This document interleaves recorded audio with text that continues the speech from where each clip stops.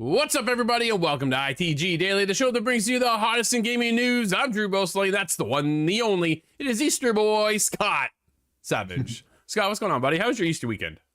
Oh, I beat the Escape Academy. That was a lot of fun. I'm Nice. going through now on speedrunning kind of achievement hunt, but Oh. that's still just as fun to me. Yeah, you're not normally a speedrunner, though, are you? No, not necessarily, really. No. That's funny. I picked up Super Hot and I thought about, maybe I'll rinse this one for achievements too. Maybe. Speedrunner's a little hard. Speedrunning is a unique little genre, I think, within its own right. Some of the things they pull off are incredible. I'm Man. only good at games that I've played since I was 7 years old, like Ocarina of Time. Oh, there you go. That's a good one, too. Hold on.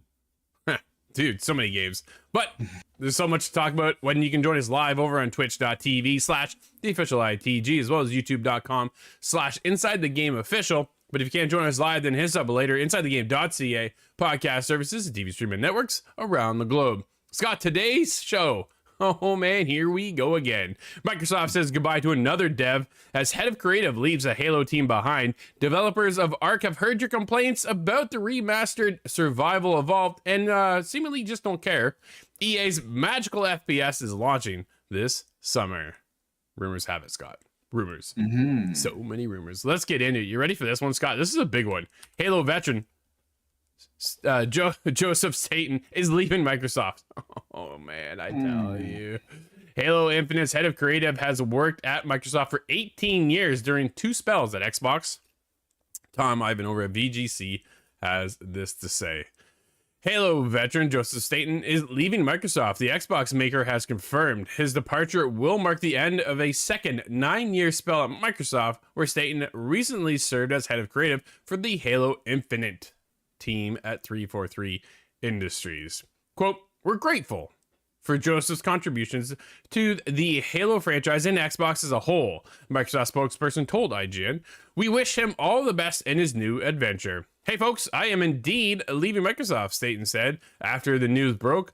"I'll have more info to share soon, but for now, I'd just like to thank all my Xbox colleagues and for all their understanding and support as I embark on a new adventure." End quote. Staten was a Halo creator during Bungie with Microsoft acquired the studio in 2000 and served as a writer and cinematic director on the first 2 entries in Xbox flagship shooter series. He was also the writer on Halo 3 and Halo Reach and the creative consultant on the RTS spin-off Halo Wars. That's pretty cool, dude. He's got quite the Halo list, Scott. But here's my question to you. Are you worried for Halo? I'm getting more worried for Halo as time goes on. Although I believe Halo will live forever. I think Infinite's time is really on the decline now. And after Halo Infinite, what does that mean for Halo? Missing seemingly one of the head chefs in the kitchen. Yeah, right. Pretty much. This is just a staple that kind of makes me go, here we go again. Here's another loss that the Halo team is taking, right? Bonnie Ross is gone. Now we're getting into Joseph leaving as well. And he's had so many creative endeavors with just, creating the flagship of this studio and of this game, the franchise, Scott. And it kind of leaves you at the end going, now what? Like, can they take any more? Like, dude, can they take another hit? Scott, like how many of the original founding folk are still part of 343 Industry? How many people have been on Halo for almost since day one that are still there? Yeah, because I would like to know that so I could be more comfortable, more confident in Halo. I think that's the biggest step up now is how confident are we moving forward with Halo? Can Xbox really pull this back around? Is Halo stand a chance at all, or should they just put it to rest and let 343 create something else? Ooh, that's an interesting idea. Something else I think would be a good idea. But yeah, I don't think you can retire Halo for too long at all. I was going to say take a year off, but it's not a yearly release, so I'm not really sure how to fix the problem. Well, the multiplayer hasn't really taken off anymore either, right? It's really kind of gone quiet, gone stale, and fans are somewhat enjoying it. We're into, I believe, season 3. I could be completely wrong in this, as I have not kept up with Halo just because, No, dude, I I can't remember played which Infinite one we're on now. and then bailed out, right? Like I played the campaign, we're into the multiplayer just a little bit, and it hit hard though, right? Remember when it first launched? Dude, everybody was talking about it. Oh, this feels Yeah. just like Halo. This feels like just like the old days. That's great. Now where is it? Dude, it's just gone, right? Like nobody's really talking about it. People are here, they're having a good time, but then it just seems to keep declining over the years and over the past year from where it came out with such a high to now you talk about it and people are like, I don't know, like who's still playing this game? My kids don't play this game, right? And this is starting to go, shouldn't you be catering now or at least creating somewhat for that genre or that generation to get them involved so that we can keep Halo going for the next 10 years? You're gonna have us, Scott, dude, they launch another Halo game next year, we'll play it, right? Oh yeah. Do we stick around though? That's the biggest thing for us, is how long can you stick around? They went into this kind of live service model with Halo and it doesn't seem to be working. Scott, we talk about it all the time on this show. Live service games are tough and it just doesn't seem to be kind of pulling through for it. I'm really nervous. They're kind of trying to hit two demographics at the same time. If you're going to make money off of a live service, the new generation is seemingly what's going to pull that income in for you. But at the same time, Halo is still trying to match with, I would say, my generation, my age group, to try and sell it to us in the same way that Nintendo does. So it's interesting to me. One of them has to give. Either we're not going live service or we broaden it up and we appeal to more people. Let me ask you, Scott, where's the battle royale? Yeah, that's that's one injection that would bring some fresh air to the room. Right? Isn't that something at this point they have to look at and go, I think we're just missing this. We've seen Call of Duty transition over completely with Warzone. Dude, the size of Halo Infinite's map, isn't the potential there to not create something behind the battle royale genre for Halo? And this is the creators of the Forge engine twice over now. Several times over now. Yeah. What's now I haven't dove too deep into the Forge community, but I wonder how are they keeping it alive at all? Like, is that thing really panning out for them? Is it really working? Is it worth taking a look at? I haven't seen much at all since the addition of it, really. The last thing I saw was a new map, or 2 new maps had been added, and when they added that DMR back, but I'm not really sure if it was from the community or not. Really not sure. I don't know. Dude, how concerned are you for the future of Halo? Oh, they're gonna have to do something to shake it up, or offer it in another. Where's the campaign online? The online campaign, but it's focused for co-op. there, it could be essentially the opposite of how it released.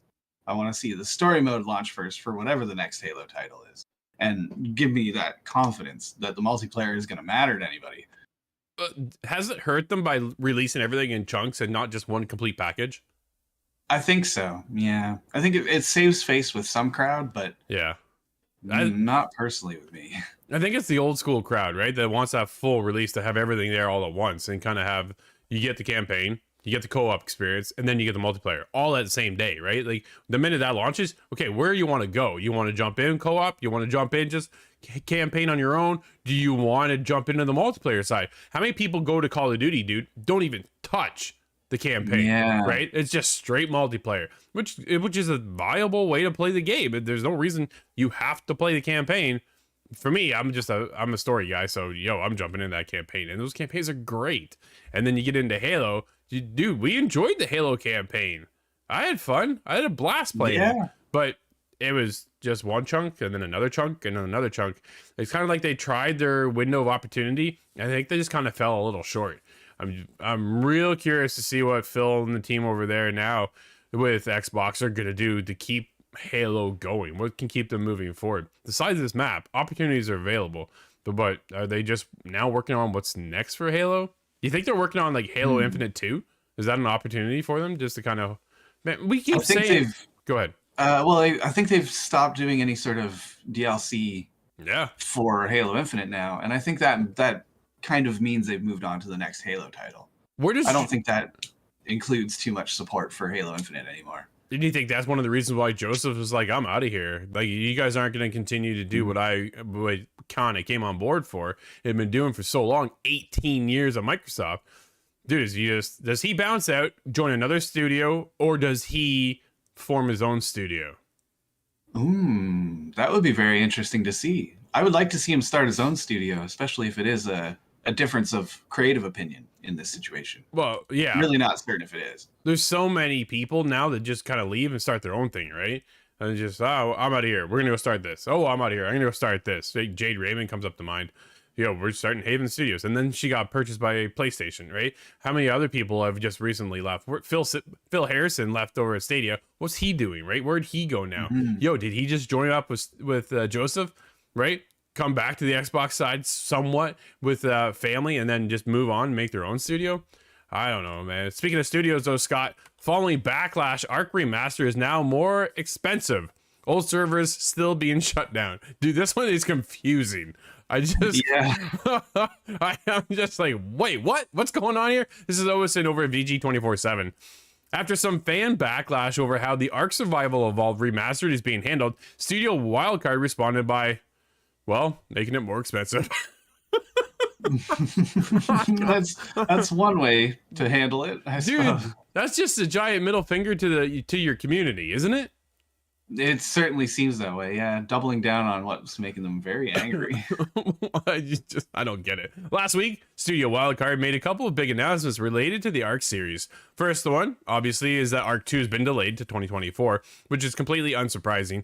And we have literally seen nothing on the game so far, except for Vin Diesel in the trailer. That's about all we've really seen, right? So that's all we know that's coming for that. The second one, though, was a little bit more surprising. As the studio announced that Ark Survival Evolved is getting a remaster called Ark Survival Ascended, as well as the fact that Survival Evolved, dude, Survivor, the servers are getting shut down, meaning players will have to buy the remastered. Fans didn't like this much, so Studio Wildcard's solution was to make it more expensive. like, dude, okay, if you've been playing this game for so long, and then the servers are getting shut down, that sucks. It really sucks. It hurts. But they're shutting it. What it feels like from this side, as a player, right?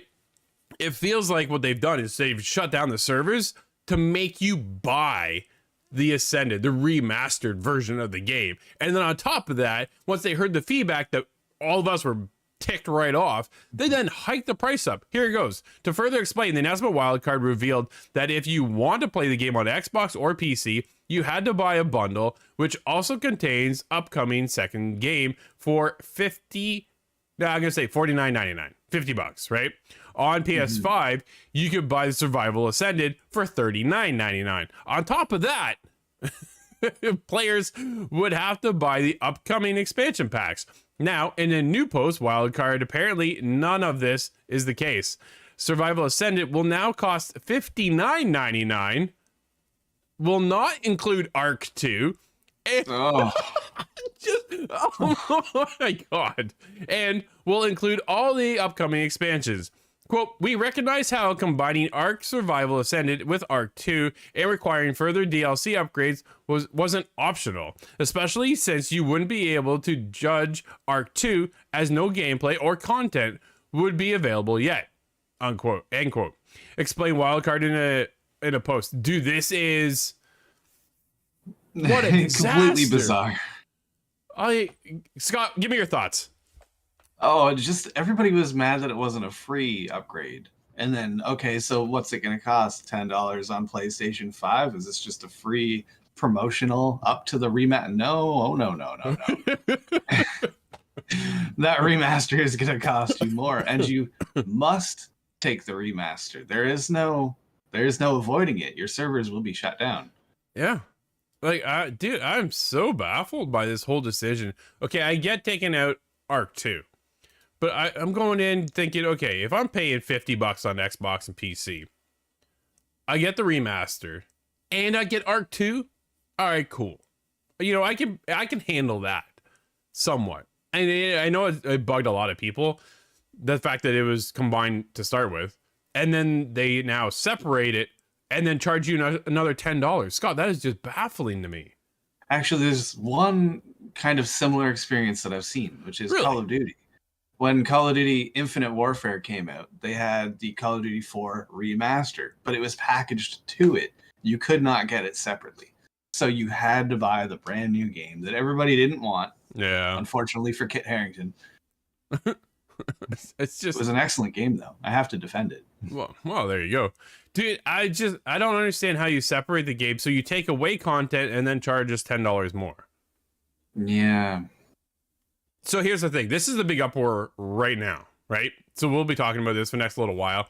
And then when Arc 2 comes out, everybody's just going to buy Arc 2. Like, at the end of the day, it won't matter. That's the thing. So I'm going, maybe a wild card is just like, you know what? Forget it. We're going to take the lumps while we can right now, get it out of the way, so that way when we are ready to launch next year for Arc 2, this is like fizzled away. Nobody remembers this side of it.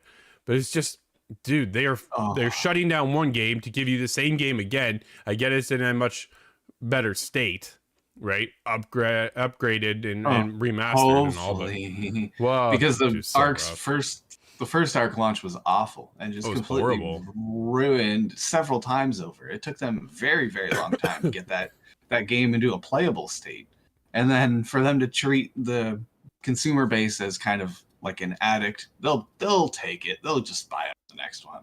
That seems so wrong to me and just unfortunate. Yeah. And what happens if Arc 2 or this remaster, for example, launches with the same issue that Arc 1 had? What then? Yeah, you know what? Screw you to the community. This has become, and it's unfortunate because everybody wants to see community first, right? You build a game to then hopefully build a community that will support you for years to come. Everybody supported, dude. A lot of people supported Arc and Studio Wildcard for so long, and then the thanks we get is this. Like, man, I don't like that. Doesn't sit well. It really doesn't. This is after a series of full price expansions as well. They're all, I don't recall what they cost. I had to buy them for somebody. Yeah. And, they were not cheap. It's just, it blows my mind to think that this is what's happening right now with this game. And I don't know. It kind of makes you question whether or not you want to support them any further and get Arc 2 at all, right? It puts a lot of the hype out the window. Yeah, it does. Because I was kind of okay with, if I get the upgrade and continue playing, then I'm going to get Arc 2 when it launches. Now you're just taking that away and then charging me another $10? Man, oh man. Yeah, I don't for know. the added benefit of having less in the bundle, it doesn't make any sense to me. It doesn't make any sense. But maybe what makes sense is EA's Magic FPS Immortals of Avium will release in July. It's been claimed. Scott Tom, I've been over at VGC, had this to say: the release date for EA's first-person magical shooter, Immortals of Avium. Does that sound right to you? Avium? I think Avium. Avium? Yeah, that seemingly leaked. That sucks. Announced at the Game Awards in December, Immortals of Avium is the debut title from Ascendant Studios. Dude, this which actually looked kind of cool. I was like, hey, I could get down with this. We'll see how this goes. But it's set to be published under the EA Originals label. I kind of like the EA Original stuff. They got some pretty cool stuff coming into there. But while the game's reveal trailer confirmed a 2023 launch window, highly reliable data miner Bill Kuhn, we've heard this name many times on this show, Scott, at this point, has now claimed its release date is on July 20th. Built with Unreal Engine 5's Immortals of Avium is scheduled for PS5, Xbox Series X and S, and PC. Scott, are you excited for this one? Yeah, it looks cool from what I've seen. I'm nervous whenever EA drops something, but I don't know if that's fair. Yeah, no, I get it. Part of that is from scarring from how I'll never get Titanfall 3. Anthem. And the other part of it is Anthem. Yeah, Anthem still stings to this day, right? Man, what Anthem could have been. So, Destiny's kind of continued on. Dude, I was hoping Anthem would have that kind of momentum and continue to carry that game for years to come, because I was so in for that game. I loved that game. But hopefully I can love Immortals of Avium as well, because this one looks pretty cool. Is it a games of service? Do we know? Ooh, I don't actually know. Yeah. But again, being EA, I would bet on yes. Actually, here it is. The game's teaser trailer billed as a groundbreaking new single-player first-person magic shooter set in an original fantasy universe engulfed in magic, rife, and conflict on the verge of oblivion. So it sounds like a single-player game, which isn't this the same company that said single-player games are dead? Interesting. Right? It comes back full circle, Scott. I don't know. Dude, I'm excited. It looks kind of cool. I can't wait to play it.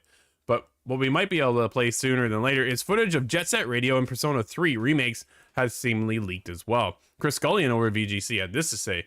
Twitter user AV to Game, posted on a video on Sunday, which shows former Persona 3 firing magical arrows in footage that looks more detailed than Persona 3 usually does. This is followed by early preview footage of Sonic Frontiers. Then there's a brief 5-second clip that appears to show a beat from Jet Set Radio dancing. Dude, I know there's a huge Persona fan base out there. Jet Set Radio, though, it kind of surprised me a little bit to see that this might be coming back around. Does this interest you at all?